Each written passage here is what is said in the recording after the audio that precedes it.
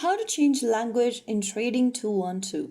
Hi everyone, welcome back to another video from Trading for Beginners.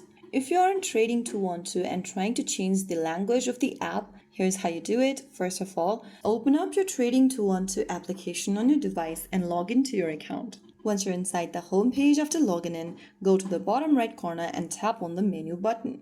This will open up My Accounts tab, where you need to click Language on the left. After you select language, from the available list of languages, select the language you want.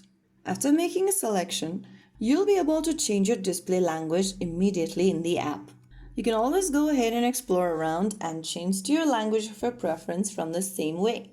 After you make your selection, you'll be able to see your language change, and that's it. That is how you can easily change your language setting in Trading 212 application. If you found the video helpful, don't forget to like, share, and subscribe to our channel. I will see you again in the next video. Stay tuned and thanks for watching.